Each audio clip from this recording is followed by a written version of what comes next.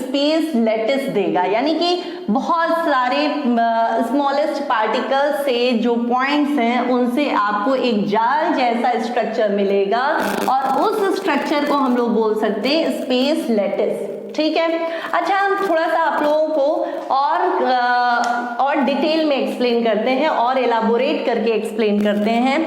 Actual में जो solid है, जैसे हमने क्यूब बनाया है तो क्यूबिक स्ट्रक्चर जो बनता है ना, तो सभी एटम्स कुछ इस तरीके से होते हैं। जैसे अगर ये स्ट्रक्चर कैसा बना है, 3 डायमेंशनल बना है। 3 डायमेंशनल है क्यों? क्योंकि यहाँ पर लेंथ भी है, ब्रेथ भी है और हाइट भी है। 2 डायमेंशनल कब बोलेंगे? जब केवल लेंथ और ब्रेथ होगा, और 1 डायमेंशनल मीन्स केवल लेंथ। तो अब ये स्ट्रक्चर हमें कैसा मिल रहा है? 3 डायमेंशनल मिल रहा है। तो इट्स मीन ये कैसा होगा?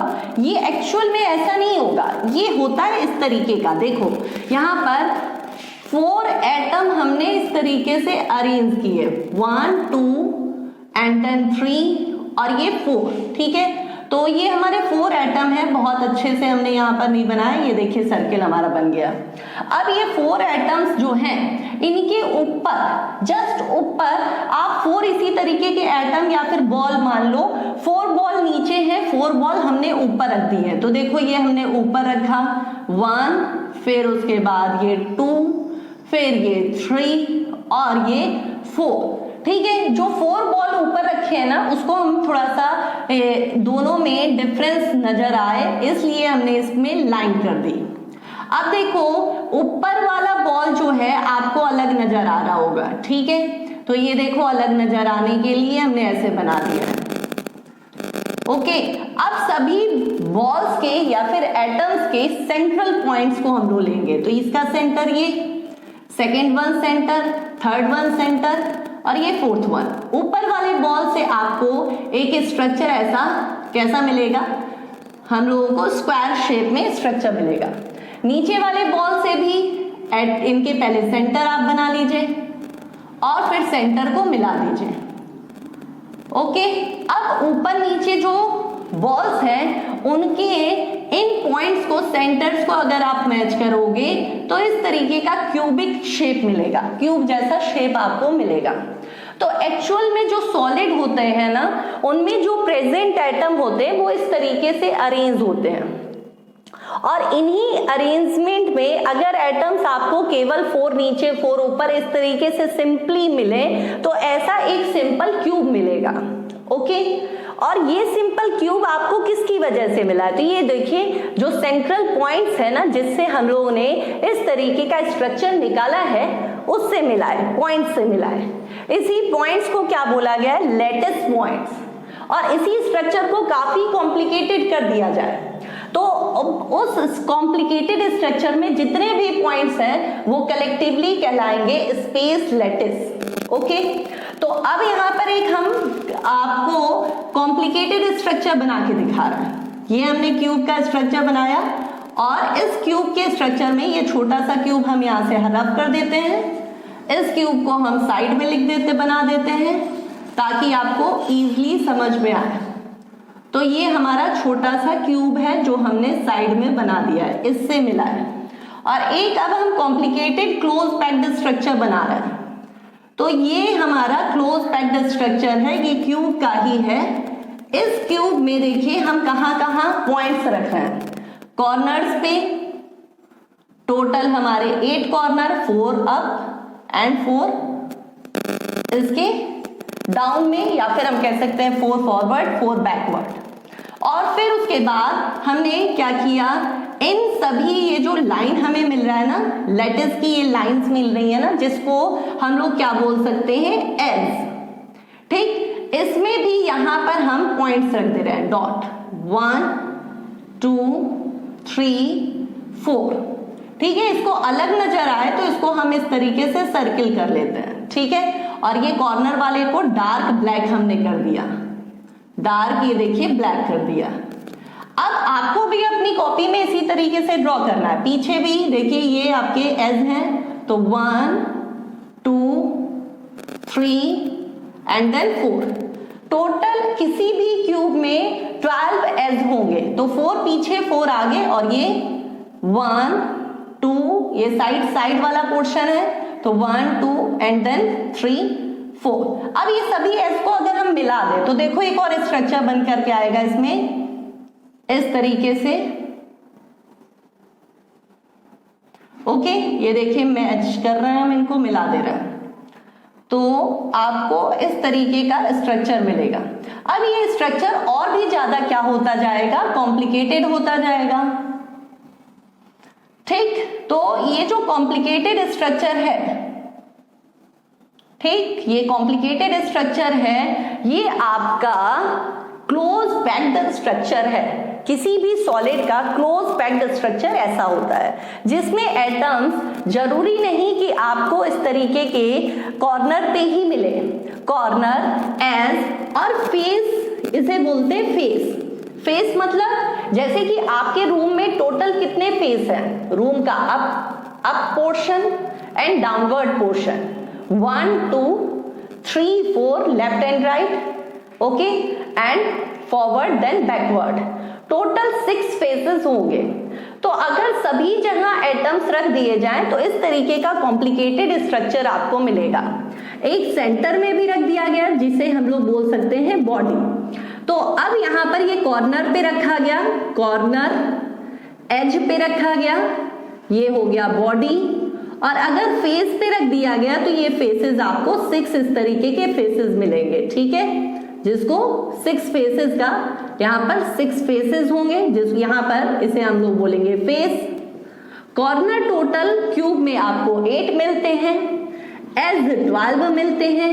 बॉडी का मतलब रूम के बीच का हिस्सा, जैसे अर्थ के बीच का हिस्सा कोर, वैसे ही इस क्यूब के बीच का पार्ट बॉडी, यानी कि ये 1, और फेसेस पे आपको टोटल 6 एटम मिलेंगे।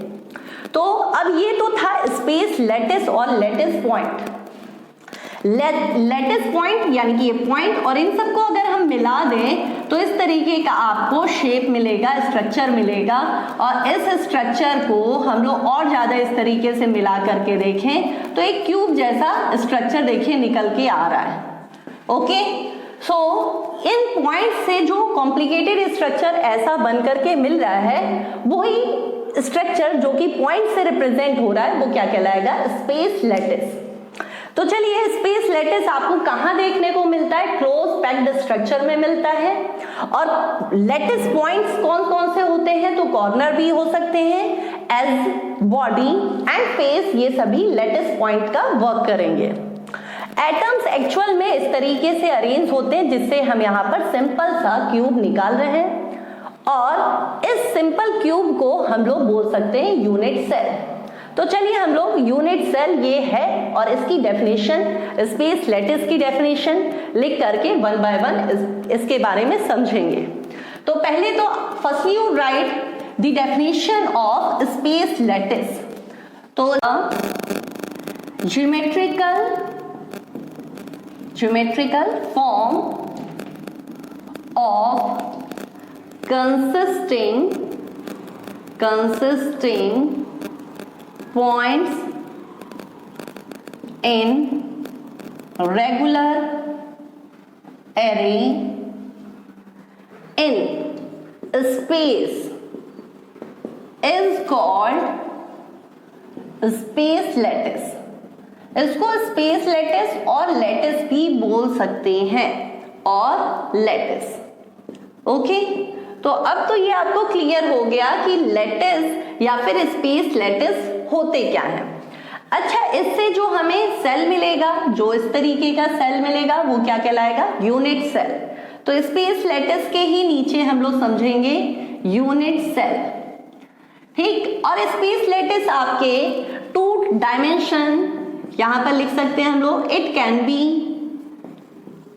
2D, 1D and 3D। Space lattice जो है, मींस लैटिस का जो स्ट्रक्चर आपको मिलेगा वो 1D में भी आप स्पेस लैटिस बोलोगे, 2D में भी बोलोगे और 3D में भी बोलोगे। 1D समझते हो कि अभी यूनिट सेल हम रफ कर देते हैं। 1D का मतलब कि आपको इस तरीके के 2 लैटिस पॉइंट मिले और इससे जो आपने एक लाइन जैसा लाइन ड्रॉ किया है इन पॉइंट्स की हेल्प से, ये क्या है, वन डायमेंशनल, क्योंकि यहाँ पर क्या है, केवल लेंथ है। 2D में जैसे स्क्वायर आ जाएगा, रेक्टेंगल आ जाएगा, क्योंकि यहाँ पर जो लेटेस्ट पॉइंट्स हैं उनसे हमें लेंथ एंड ब्रेथ मिल रहा है। ओके, तो ये 2 डायमेंशनल और 3 डायमेंशनल इस तरीके का क्यूब शेप का स्ट्रक्चर हो सकता है। ओके, सो स्पेस लेटिस आपको 1 डायमेंशनल, 2 डायमेंशनल और 3 डायमेंशनल तीनों तरीके के देखने को मिल सकते हैं। ठीक है, कहाँ से देखने को मिल सकते हैं, तो इस तरीके के क्लोजली पैक्ड स्ट्रक्चर में देखने को मिल सकते हैं। Now we have to write the our next point, that is unit cell. तो चलो बच्चों, अब हम लोग समझेंगे unit cell. So students, you can write the definition of unit cell। बहुत छोटा सा definition आपको लिखना है, लेंदी नहीं लिखना है। लिखिए, a space lattice can be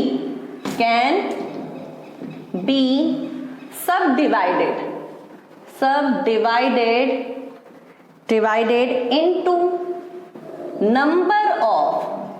number of small cells, छोटे छोटे सेल्स होते हैं जिनको हम लोग क्या बोलते हैं, known as unit cell. Okay, तो छोटी सी डेफिनेशन आपको लिखनी है। अभी जैसा हमने एक्सप्लेन किया, a space lattice can be subdivided into number of small cells. ये जो है स्मॉल सेल है, इसी को हम लोग क्या बोलते हैं, यूनिट सेल बोलते हैं। ठीक है, तो अब यूनिट सेल कितने टाइप के होते हैं, तो टाइप ऑफ यूनिट सेल। तो यूनिट सेल के टाइप, यूनिट सेल को बेसिकली 2 कैटेगरी में डिवाइड किया गया है। ठीक है, तो इसके 2 टाइप हैं, first primitive and second non primitive. Okay, so primitive किसे बोलते हैं, प्रिमिटिव में सिंपल क्यूबिक यूनिट सेल आ जाएगा, जिसको हम लोग SCC इन शॉर्ट बोलेंगे। एंड नॉन प्रिमिटिव में 3 तरीके के सेल्स आते हैं, FCC यानी कि face centred cubic unit cell, BCC body centred cubic unit cell, and ECC end centred cubic unit cell. तो ये क्या है, फेस सेंटर्ड है, ये बॉडी सेंटर्ड है, और ये क्या है, एंड सेंटर्ड अभी हम आपको डिफाइन करेंगे। ठीक है, तो इसको हम लोग लिख लेते हैं, लिख लीजिए, फिर हम रफ कर रहे हैं और एक एक करके एक्सप्लेन करेंगे। तो चलिए देखिए, सबसे पहला हम लोग का है simple cubic unit cell, SCC। SCC कैसा होता है, तो देखो SCC बिल्कुल इस तरीके का होता है, जिसमें एटम्स और particles only situated at corner। ठीक है, जिसमें जो एटम्स होते हैं, पार्टिकल्स होते हैं, वो क्या करते हैं, केवल कॉर्नर पे होते हैं। ठीक है, तो अब कॉर्नर पे होंगे तो कॉर्नर का जो पार्ट लिया जाता है ना, कॉर्नर का टोटल कॉर्नर कितने होते हैं, क्यूब में 8 कॉर्नर होते हैं।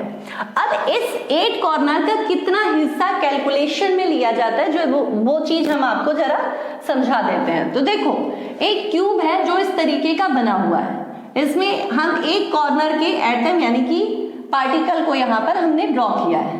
जब क्यूब 90 डिग्री के एंगल में होता है तो इस पार्टिकल का इतना हिस्सा, हम देखो इसे टोटल 8 पार्ट में डिवाइड कर रहे हैं।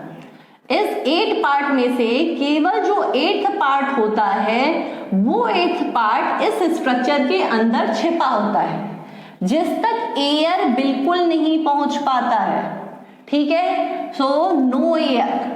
और इन सभी पार्ट्स में जो बाहर होते हैं उस तक एयर जाते हैं। तो वो हिस्सा जिस पार्ट तक एयर बिल्कुल नहीं जा रहा है, उस पार्ट को हम लोग क्या करते हैं, कैलकुलेशन या फिर कैलकुलेशन कह सकते हैं या फिर एटम को काउंटिंग में लेते हैं कि ये पूरा पार्टिकल इस स्ट्रक्चर को नहीं बना रहा है, केवल 1/8 पार्ट बना रहा है।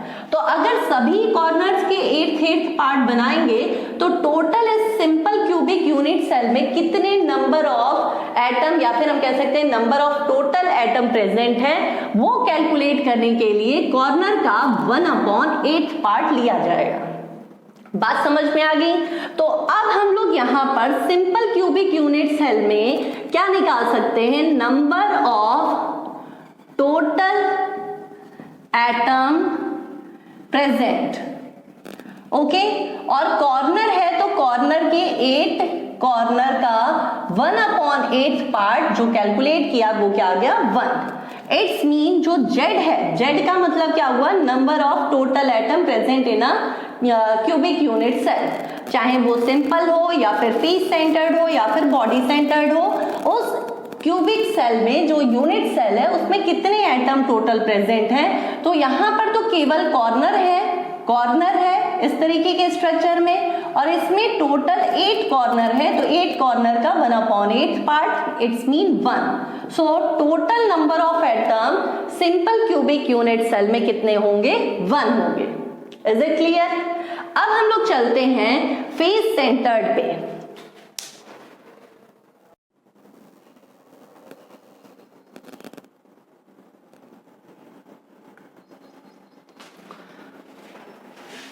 ओके स्टूडेंट्स, अब हम लोग समझेंगे face centred cubic unit cell, जो कि क्या है, नॉन प्रिमिटिव यूनिट सेल का टाइप है। तो फेस सेंटर्ड में एटम्स कहाँ कहाँ प्रेजेंट होते हैं, corners as well as faces. ठीक है, आपको पता है कि किसी भी क्यूब में 8 कॉर्नर होते हैं, टोटल जो कॉर्नर होते हैं वो क्या होते हैं, 8 होते हैं। और फेसेस की बात करें तो फेस किसे बोलते हैं, देखो जैसे ये सिंपल क्यूबिक यूनिट सेल है तो इसमें एक टॉप का फेस, एक बॉटम, एक लेफ्ट, देन राइट और फॉरवर्ड, ये आगे वाले इसकी स्क्वायर शेप में एक सेंट्रल पार्ट, ये फॉरवर्ड, फिर पीछे का हिस्सा बैकवर्ड। तो इस तरीके से टोटल 6 फेसेस होंगे। आप अपने रूम में भी काउंट कर सकते हैं, अभी जैसा कि हमने बताया था कुछ देर पहले, रूम का floor and surface 1 2 left and right 3 4 and then 5 6 faces पे जो एटम्स होते हैं वो फेस कहलाता है, ये सेंट्रल पार्ट फेस। ठीक है, किसी भी प्लेन सतह के सेंटर में जब एटम होता है तो वो फेस कहलाता है, प्लेन आपका जो पोर्शन है वो फेस है। और टोटल 6 फेसेस होते हैं क्यूब में। ठीक है, ये हिस्सा क्या है, ये है एज, जो लाइन आपकी बनी है जिससे लेटिस आपको दिख रहा है वो है एज, जो स्ट्रक्चर दिखा रहा है। तो एज, टोटल एज जो होते हैं वो क्या होते हैं, 12 होते हैं। सेंटर में अगर एटम यहाँ पर रखा जाए किसी भी क्यूब के तो उसे बोलते हैं बॉडी। और बॉडी यानी कि अगर आपके रूम के सेंटर में देखा जाए तो 1 सिंगल एटम होगा। तो ये तो हमने इंट्रोड्यूस करने के लिए मेंशन कर दिया। अब हम लोग समझेंगे face centred cubic unit cell.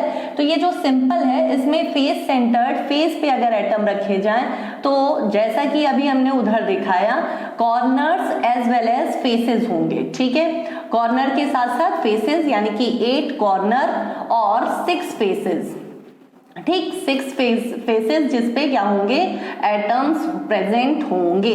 Okay, अच्छा अब चलो देखो, अगर इसमें total number of atom calculate करना होगा तो कैसे करना होगा, क्योंकि सिंपल क्यूबिक यूनिट सेल के लिए हमने बताया था कि जो कॉर्नर होता है, ये जो कॉर्नर होता है जहां पर एटम होता है, उस एटम का केवल 1/8 पार्ट एयर के टच में नहीं होता है, यहां पर एयर नहीं जा पाता है, और इसीलिए इतने हिस्से को हम लोग कैलकुलेशन के लिए लेते हैं। यानी कि टोटल जितने भी कॉर्नर्स हैं, हर एक कॉर्नर का 1/8 पार्ट लिया जाएगा और फिर इस क्यूबिक स्ट्रक्चर में कितना अमाउंट या फिर हम कह सकते हैं कितने टोटल ऑफ एटम प्रेजेंट है वो कैलकुलेट किया जाएगा। इसी तरीके से फेस के केस में भी होता है। अच्छा आप देखो, फेस के केस में जैसे ये आपकी छत है, इसमें ये कॉर्नर बनाने वाले एटम हैं, वो तो आपको समझा चुके हैं। अब फेसेस में जो एटम होते हैं ना वो ऐसे होते हैं, आधा अंदर होते हैं हाफ पार्ट इसका अंदर होता है और हाफ पार्ट क्या होता है, बाहर होता है। तो इट्स मीन जब हम लोग कैलकुलेशन के लिए लेंगे तो वो हिस्सा जो अंदर है जहां पर एयर नहीं जा पा रहा है उस हिस्से को लेंगे, यानी कि फेसेस के एटम का केवल 1/2 यानी कि हाफ पार्ट लिया जाता है। ठीक है, बात समझ गए? क्यों? Because of half part is not in contact of air. ठीक है, and rest of the part in touch contact और in touch of air. So students, अब हम लोग को क्या करना है, total number of atom in FCC is equal to क्या क्या है इसमें, कॉर्नर है तो कॉर्नर प्लस फेस। कितने कॉर्नर है इसमें, तो कॉर्नर है इसमें 8 कॉर्नर का 1/8 पार्ट। मान लो किसी वजह से अगर कॉर्नर ये जो 8 है इसमें से 2 हिस्से तोड़ करके निकाल दिए गए तो जितना हिस्सा बचा उतने का ही 1/8 पार्ट आपको लेना होगा। अगर 6 ही कॉर्नर बचे हैं तो 6 × 1/8 पार्ट। समझ गए? फेस कितने हैं, 6 फेसेस पे कितना, 6 फेसेस, हर एक फेस का 1/2 पार्ट लेना है, तो 6 फेसेस का टोटल 1/2 पार्ट। सॉल्व कर लेंगे तो यहाँ पर आया 1, यहाँ पर आया 3, यानी कि इट्स मीन फेस सेंटर्ड पे टोटल जेड की वैल्यू क्या होगी, 4। Z means total number of atom. बात समझ गए? तो इस तरीके से हम लोगों ने फेस सेंटर्ड का निकाला। अब फेस सेंटर्ड के साथ ही हम एंड सेंटर्ड आप लोगों को एक्सप्लेन कर देते हैं। तो देखो एंड सेंटर्ड में यहीं पे हम लिख देते हैं, नेक्स्ट है हमारा बॉडी सेंटर्ड से पहले हम एंड सेंटर्ड बता देते हैं, ECC। तो देखो ECC एंड का मतलब क्या होता है कि इसमें जब हम लोग क्यूब बनाएंगे, ये जो हम क्यूब बना रहे हैं इसमें सभी पोर्शन के सभी कॉर्नर पे तो एटम होंगे, क्योंकि बिना कॉर्नर के तो आप क्यूब का स्ट्रक्चर इमेज नहीं कर सकते हो ना। ठीक है, तो कॉर्नर्स पे एटम होंगे, लेकिन जो फेसेस हैं, फेसेस यहाँ पर हर एक फेस पे हमने एटम रखा है, इसमें किसी 2 फेस पे, आमने सामने के किसी 2 फेस पे ही एटम होंगे। जैसे कि एक यहाँ पर अप पे किया तो उसी के फ्रंट में डाउनवर्ड में कर दिया। आमने सामने के 2 फेसेस पे होंगे, चाहे आप लेफ्ट राइट वाले पे कीजिए या फॉरवर्ड बैकवर्ड वाले पे कीजिए, किसी 2 जगह पे, किसी 2 फेसेस पे जब एटम होंगे तो उसे बोलेंगे end centred cubic unit cell. अच्छा, अब यहाँ पर टोटल एटम काउंट करो तो Z is equal to corner 8 corner का 1/8 पार्ट प्लस कॉर्नर है और क्या है यहाँ पर फेस है। फेस कितने हैं, 2 हैं, 2 फेसेस का 1/2 पार्ट। ये समझ लेना कि ये 1/2 क्यों लिया जा रहा है, क्योंकि फेस का केवल हाफ हिस्सा, हाफ पार्ट ही एयर के टच में नहीं है, और जो हिस्सा नहीं है उतना ही हम लोग कैलकुलेशन के लिए लेते हैं। तो अगर 2 एटम के हाफ पार्ट लिए जाएंगे तो कितना आएगा, 1। यहाँ पर 8 एटम का 1/8 पार्ट लिया जाएगा तो भी 1 + 1 इज इक्वल टू 2। जेड की वैल्यू क्या आ जाएगी एंड सेंटर्ड के लिए 2। बात समझ गए? चलिए अब हम लोग समझते हैं body centred cubic unit cell के लिए। तो बॉडी सेंटर्ड के लिए हम यहीं पे साइड में दिखा देते हैं, इस हिस्से को हम रफ करते हैं क्योंकि फेस सेंटर्ड हो चुका है। नोट कर लीजिएगा, साथ में नोट करते हुए चलिए। अब देखिए बॉडी सेंटर्ड, ये फेस सेंटर्ड का था, ठीक है। बॉडी सेंटर्ड के लिए BCC के लिए कॉर्नर पे एटम तो होंगे ही, बिना कॉर्नर के तो स्ट्रक्चर नहीं बनेगा ना, और इसमें एक जगह बॉडी पे भी एटम होगा।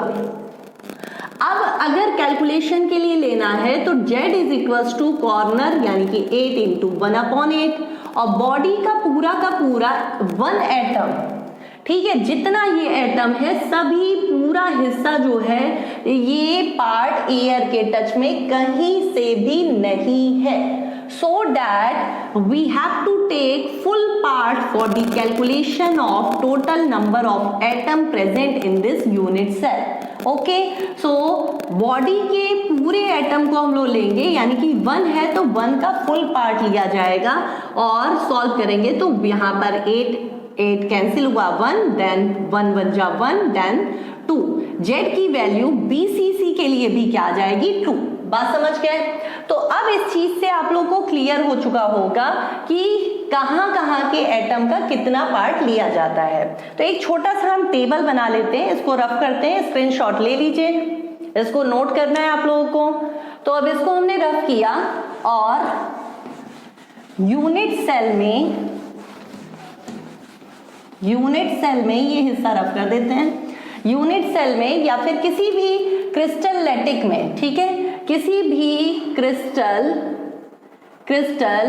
लैटिस बोल सकते हैं, लैटिक बोल सकते हैं, लैटिस बोलिए ज्यादा बेटर है। तो किसी भी क्रिस्टल लैटिस में जो यूनिट सेल बनते हैं उसमें प्रेजेंट एटम्स, ठीक है, एटम के पार्ट, कितने पार्ट हम लोग को लेने चाहिए कैलकुलेशन के लिए, तो हम यहाँ पर एटम ऑब्लिक पार्टिकल्स एंड और आयंस जो भी हैं, ठीक है, कहाँ कहाँ है, जैसे कि कॉर्नर है, फेस है, बॉडी है और एज है, ठीक। कॉर्नर वैसे 8 होते हैं, फेस 6 होते हैं, ठीक। किसकी बात कर रहे हैं, क्यूब की बात कर रहे हैं कि क्यूब में corner 8, faces 6, body single 1 and edge 12। इनके कितने पार्ट आपको कैलकुलेशन के लिए लेने हैं, तो part to be use for total number of atom that is Z. Corner का 1/8 पार्ट, फेस का 1/2 पार्ट, बॉडी का फुल पार्ट एंड एज का 1/4 पार्ट। आगे बात समझ में। तो अगर कहीं स्ट्रक्चर है, फॉर एग्जाम्पल एक स्ट्रक्चर हम देते हैं, इसमें atoms are placed corner as well as 2 faces, ठीक है। तो जैसे हम एक एग्जाम्पल के लिए लेते हैं question, x atom placed at corner, okay, and 2 y atom placed at faces and z atom, अब z की जगह हम थोड़ा सा यहां पर दूसरा अल्फाबेट यूज कर रहे हैं, q atom placed at s। Calculate the या फिर right the formula of the unit cell which made by कौन कौन से atom, made by x, y and z atom, okay. तो क्वेश्चन कुछ ऐसे हमने यहाँ पर बना दिया है कि एक क्यूबिक यूनिट सेल है जिसमें कॉर्नर पे क्या है, x है, 2 फेसेस पे क्या है, y है, जैसे ये फेस यहाँ पर y, और जितने भी एज हैं वहां पर q एटम है। तो अब आप समझ गए होंगे कि कैसे हम लोग को करना है। तो देखिए ये हिस्सा हम रफ करने जा रहे हैं, इस पार्ट को रफ कर देते हैं और इसको ध्यान रखिएगा कि कॉर्नर का 1/8, फेस का 1/2, बॉडी 1 एंड एज 1/4। तो अब यहाँ पर एक क्रिस्टल लैटिस बनाया गया है जिसमें एटम्स आपके एटम्स की पोजीशंस बताई गई हैं और आपसे कहा गया फॉर्मूला बताइए। तो write the formula of crystal lattice या फिर write the formula of given unit cell, okay, which made by these atoms. तो आपको पता है x क्या है, कॉर्नर पे है और 8 कॉर्नर है, तो 8 × 1/8 पार्ट इज इक्वल टू 1 आ गया। y कहां पर है, फेस पे है, फेस केवल 2 फेसेस पे y एटम है, यानी कि 2 × 1/2 इज इक्वल टू 1 आ गया। और q एटम कहां पर है, एज पर है, तो टोटल एजेस हैं 12, सो 12 × 1/4, क्योंकि एज का 1/4 पार्ट सॉल्व किया तो यहां पर आ गया 3। So the ratio of x, y and q is क्या है, 1:3। So the formula has the formula क्या हो सकता है क्रिस्टल लैटिस का, x1 है, y भी 1 है और q क्या है 3 है। तो ये फॉर्मूला होगा, जो भी आपके क्वेश्चन में दिए गए हैं एटम्स, उनकी हेल्प से क्रिस्टल लैटिस का ये फॉर्मूला आपको मिलेगा। So I think student, I hope you understand, now you can do easily this kind of question. Now we will study Bravais lattice. तो चलिए इसको लिख लीजिए, नोट कर लीजिए, और अब हम लोग नेक्स्ट टॉपिक समझेंगे ब्रेवीज lattice.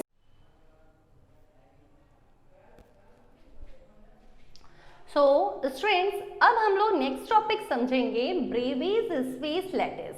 So Bravais is the name of scientist. इन्होंने बताया कि जो हमारे क्रिस्टल लैटिस बनते हैं वो 14 डिफरेंट टाइप के स्ट्रक्चर हो सकते हैं, जिनको 7 कैटेगरी में डिवाइड किया। तो ये रही इनकी 7 category.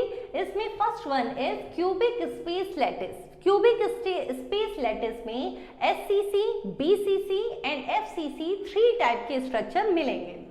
So next one is orthorhombic space lattice.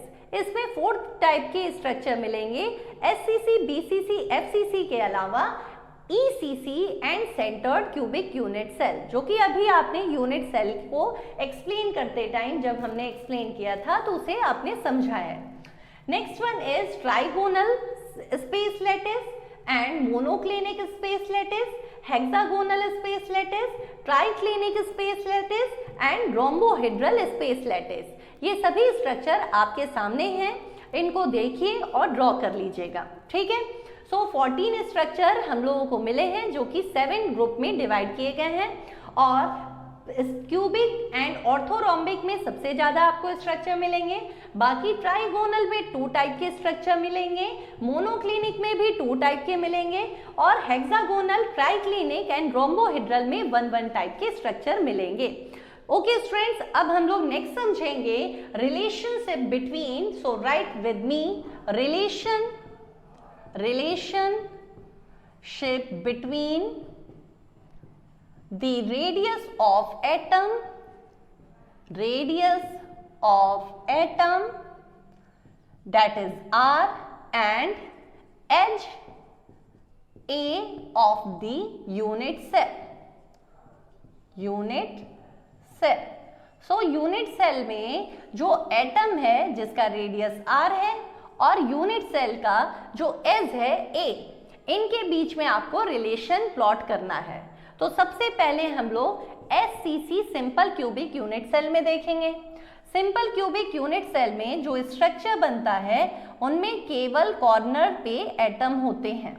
तो कॉर्नर के एटम जो कि ये लैटिस बन के आ रहा है वो हम आपको समझा चुके हैं कि एक्चुअल में ऐसा नहीं होता है। अगर किसी 2 कॉर्नर के एटम को लिया जाए तो 2 कॉर्नर इस तरीके से होते हैं। फर्स्ट कॉर्नर का सेंटर मींस फर्स्ट कॉर्नर के एटम का सेंटर और सेकंड कॉर्नर के एटम का सेंटर, जैसे ये, ठीक है। सो इसको हम थोड़ा सा बड़ा कर देते हैं दिखाने के लिए। और इन दोनों के सेंटर के को जब हम ज्वाइन करते हैं तो एक हमें क्यूब का लैटिस मिलता है, जैसे कि AB।